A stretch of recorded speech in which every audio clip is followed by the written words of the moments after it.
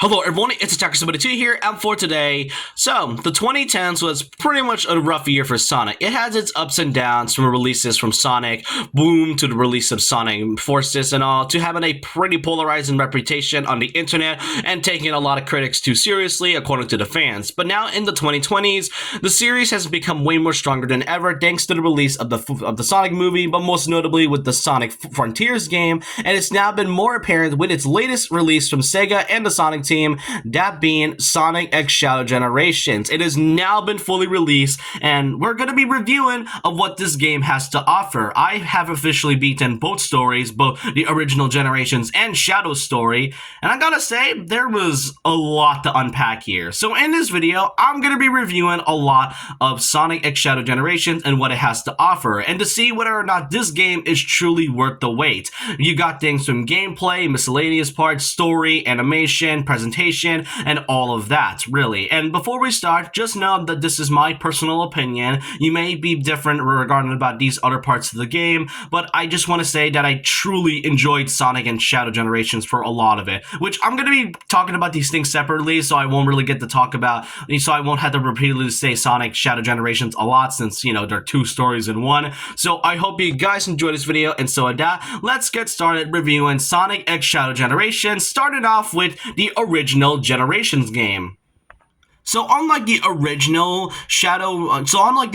or more so the Shadow part that was advertised a lot, the original Generations game didn't exactly get advertised as much, which kind of made me wonder how much they changed with the 2011 game. So really, how does the original Generations game hold up to this day after a decade? Is it still great from 2011? Is there anything that really changed? Well, to no one's surprise, not much has changed. Like, there really isn't much they did really have with the original Generations, which, to be fair, I didn't exactly expect much, given how they mostly advertised this game with Shadow Story a lot, that I feel like many people forgot that the original Generations game was even a part of Shadow Generations, which, I mean, that's pretty funny, but really, what did they change exactly? Well, I mean, the story, I think we know the story by now. Sonic pretty much has to celebrate his birthday party with his friends and all, which is a great time, until his friend suddenly gets kidnapped and captured by the Time Eater, to which Sonic, along with classic Sonic, now going in time travel, all that, has to go through the entirety of White Space in order to restore most of the characters and the timeline in order for things to flow well, while also fighting a few bosses along the way and doing a few bits of challenges. So yeah, not much has changed with the original story, but there were a few notable ones that I have to mention that came with the remaster of Generations, that being the rewrite. Now, the rewrite consists of a few things, such as some character model changes, bits of dialogue, animation, and most notably the visuals, and also some lines that are changed in order to fit the flow of the story very well. One of the most notable ones that people had pointed out was in the beginning of Sonic's story, where Sonic was pushing Amy in the beginning of the game for being annoying and, you know, being the lovebird that Amy is. But in the remastered version, would be in the bottom, Amy now has to set up cupcakes. In the end of the original Generations, Amy had pushed Knuckles with very comedic strength, and then, hits him to a tree. And then, but in the remastered version, it was just a slight push. There was also some bits of dialogue, as I mentioned, such as Knuckles asking Classic Sonic, where is the rest of his Angel Island, to which Classic Sonic responded by rubbing his belly, making us think that he just ate the Angel Island altogether. And then we also have to talk about animation and visual changes, such as Rouge being censored, which, that's not really a big deal to me. What does bother me, though, is that, in the back model, for some reason, her wings are a part of her suit, which doesn't really look great, in my opinion. It kind of just looks like her wings are just kind of there and not really a part of the natural bat design. Now, this rewrite is a bit of a mixed bag to a lot of fans, including me, to be honest. To be honest, in terms of the rewrite, I do think some lines are pretty better, but then the animation parts, such as Sonic, now not being bothered by Amy in the beginning, and then Knuckles not being the comedic joke it is. Sure, does it take away a lot of the comedic abilities of Sonic's, of the original Generations game? Kinda, yeah, it does remove a lot, but at the same time, there were things that are pretty necessary, like Knuckles at the end being pushed to a tree, while comedic really makes Knuckles look like an absolute joke, which Sega has been making him as for throughout the decade. And now he's become a little bit more of a serious and naive character, and, you know, more greater than what he was back then, and instead just kind of made him to a slight push. There was also some lines that I feel like are a little bit forced. I'm not gonna lie. Some lines, such as the Angel Island one, I didn't mind. It's pretty fine. But then you also got some lines spoken by other characters, which I'm not gonna lie, it feels a little too forced. Their lines didn't really feel natural, and it kind of felt like the studio was a little bit in a rush in terms of voice direction, which, I mean, given that this is just a remaster, that I didn't mind. But hey, there were a few references they did talk about, such as Sonic mentioning the Time Stones from Sonic CD, so that's a plus. So yeah, Sonic Generation hasn't exactly changed much, but what else can you really do aside from the main story? Well, obviously, after you beat in certain, all 2 acts, you'll be able to do challenges on certain parts, which you can get keys, fight bosses, find the Chows and red rings, then you also get to see the Statue Room, which is, has now returned, but now without a code this time, so you don't really have to type in a code almost every single character.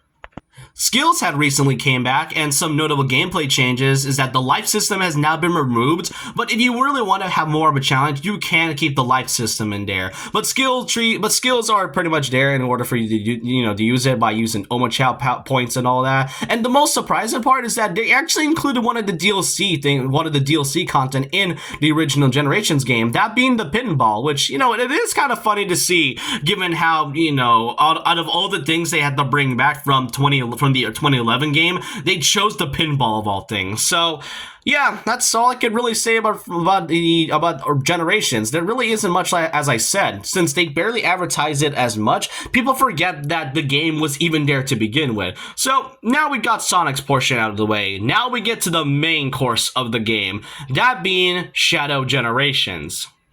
So, how exactly is Shadow Generations? Was the advertisements truly worth all the hype from the story, writing, gameplay, and other aspects of what makes this game great? Is it truly worth getting after all this time? Well, what's the story about this time? Shadow Generations takes place during Sonic's story, which, it's pretty obvious from the title of it, but it now makes a lot of sense. So basically, Shadow goes inside the Space Colony arc, which was actually covered in the 3-episode anime short, being the Shadow Generations Dark Beginnings, where it does explain as to why Shadow was even in the arc to begin with. And then as he gets inside the arc, he then finds the Yellow Chaos Emerald, the fake Yellow Chaos Emerald from Sonic Adventure 2. And then during the process, he was then sent to White Space from the Time Eater, and is now sent into this new reality where he meets some new friends, and where he meets some familiar faces and some very crushing characters, such as the return of Gerald and Remuria Robotnik, and some smaller appearances from Omega and Big the Cat. Yeah, that's right, Big the Cat is somehow back, and I don't know why. And it was all been revealed to be the work behind the return of Black Doom, who Shadow had presumed he thought had defeated back in Shadow the Hedgehog 2005. And really, so that's pretty much the story I could say for now, but honestly, after playing the entire game, it now gives out a better understanding and recontextualizes a lot of plot holes that came with the original Generations game. Shadow's story didn't really make sense, or his appearance in the original didn't really make sense. We don't know why he was there, why he was there at the end, and why we even had to fight him to begin with. Like, it was a cool rival fight, don't get me wrong, but it kind of felt strange to just have Shadow in there, but without any reason as to why he's there to begin with. And, we don't really know why he can't even fight us to fight the Time Eater to begin with. But now, playing this game, it now gives out a better understanding as to why Shadow wasn't even part of the original story to begin with, because he had to do his own story. That's honestly a really smart way of making the story give a better understanding, along with some small world building which the original didn't really have, to be honest. Which, I know Sonic fans isn't really be played for the story sometimes, but in some cases like this, like Shadow Generations, the story is really a must. So that's all I can say about the story for now. I recommend playing it first. It's a measly 10 hours, which, to be fair, I really don't mind that. I know some people expected a game that is longer than that, but it is really refreshing every once in a while to play a game that is short from around 5 to 8 hours. Not every game needs to be like 80 to 100 hours long, like an RPG or some shooting game or whatever. Shadow Generations, in my opinion, is like one of the most refreshing games in terms of, gameplay and all, since you don't need to have a long story. Sometimes the gameplay needs to be quick, fast-paced, but yet really dynamic at the same time. So the gameplay has a mix of a few things. It has a mix of the original Generations gameplay from the boost mechanics and all that, but also has the elements that was taken from Frontiers now having the open zone area, which I am glad Sega is now doing this more often with their games. I really hope they do this more in their future titles, since this is really one of the best things, they come up with for the Sonic series in quite a while. So yeah, you're now in this form of white space where you have to go through 5 different areas and acts, and then also have to collect a few things. And I really love how Shadow's abilities was utilized in this game. Now, instead of the usual, you obviously got the boost mechanic and the Homan attacks, but then you also got Shadow's own chaos control, which he can use to stop time, which you can also use as a bit of puzzles and a few other things. And throughout the game, as was advertised in the advertisements, obviously, you also got the Doom powers that you collect throughout the entire story, from Doom Morph to Doom Wings to Doom Surf and a few others. And I like how each of them correlates with some of the levels that you are in. Speaking of the levels in this game is so incredible to go through. I'm not gonna lie. Everything is fast-paced. Things are so amazing. Things are so dynamic. Everything is happening all at once. Hidden enemies has become more satisfying than ever. And with Shadow's new abilities, it makes the game way more fresher and more greater than ever. And the levels are even better visually and also level-wise. You got things like the Space Colony arc from obviously Adventure 2. You also got Rail Canyon from Sonic Heroes, but then you also got some surprising ones like Kingdom Valley from Sonic 06. You also got 2 biggest surprises being Sonic Forces Sunset Heights and Chaos Island from Sonic Frontiers, which is really crazy to me because it kind of makes me wonder, why exactly is Sunset Heights and Chaos Island even there to begin with? I get it's a future timeline, but is the time either aware of this? I know the original gave us Crisis City, which that timeline was erased, but I do really need to know some contextual evidence as to why Chaos Island and Sunset Heights was even there to begin with. Is it supposed to predict the future, I think? I don't know. But as I said, the music and the level design and everything was perfectly done, and especially seeing them in the modern style, now made with some great cutscenes, really adds a nice mix of freshness and some dynamic elements that makes Shadow Generations so great. The level design and the music track is great. Sonic has never not gotten a game where there's no bad soundtracks, at least to my knowledge. There has not been a single Sonic game, as I know, to not have a really bad soundtrack to this day, and it really goes to show, well, unless you want to count Sonic Chronicles, The Dark Brotherhood, but that's one of the few instances. But most of the time, Sonic, throughout the years, has never gotten a bad soundtrack, and most of the levels are incredible enough as it is. And given with the new Doom abilities, they all implement into each levels one by one, which adds a nice bit of refreshness to each of the abilities that you get from Doom. And of course, we cannot forget one of the best levels from the original Sonic games, that being Radical Highway. It cannot have any Shadow levels without mentioning Radical Highway.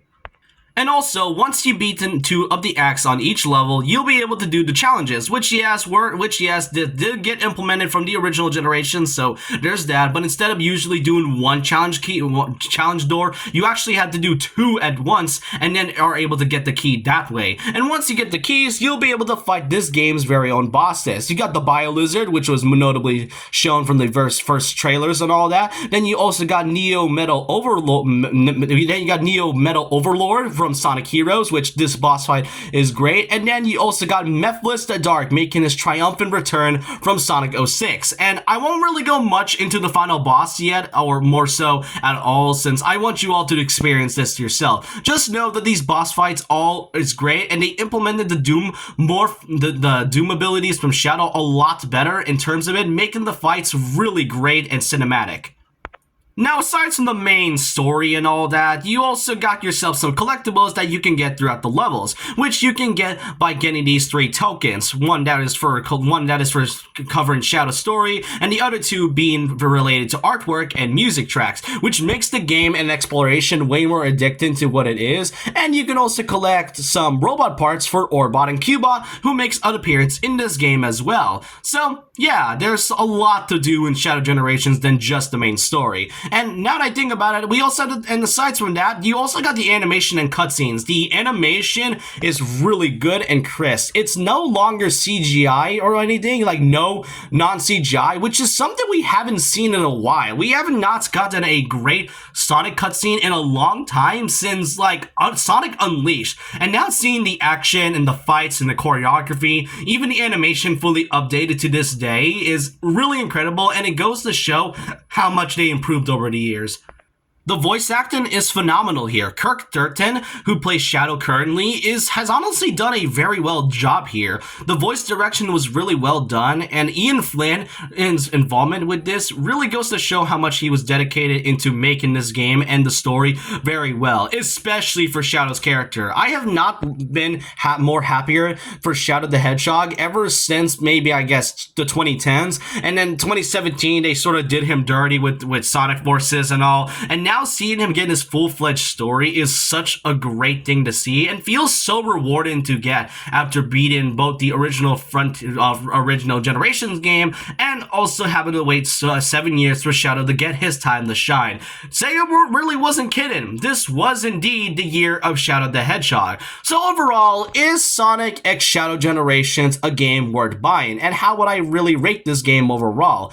Well, Sonic X Shadow Generations will get a 9.7. I do think there were some story elements that kind of felt like we're still missing. Like, I feel like Omega and Big the Cat's appearances doesn't really have much impact in the story. I mean, I don't even know why they're there to begin with. But everything else from the story, the writing, the music, the gameplay is really incredible, and I can't wait for Sega to do more of this in the future. So I will give this a 9.7 out of 10. And hey, you got Sonic Generations along with it, so it's a nice bonus. If anything, I know this may be a bit of an unfair comparison, but Shadow Generations is way better than the original Generations game. It looks so pale in comparison that Shadow's story really outclasses a lot of what Generations really gave out to begin with. But I hope you guys enjoyed this video, and I want to know your thoughts and opinions down below. What is your personal opinion towards Sonic X Shadow Generations? Is it one of the best games Sega has gotten, or do you think this game is still, up to par to other games? If anything, I will actually have to put Shadow Generations above Sonic Frontiers' story, even though I gave that a pretty high rating a while ago. But with that, I hope you guys enjoyed this video, and so with that, leave a like, comment, subscribe, hit the notification bell for more videos, follow my Twitter, and I'll see you guys next time. And remember this, once a legend, always a legend.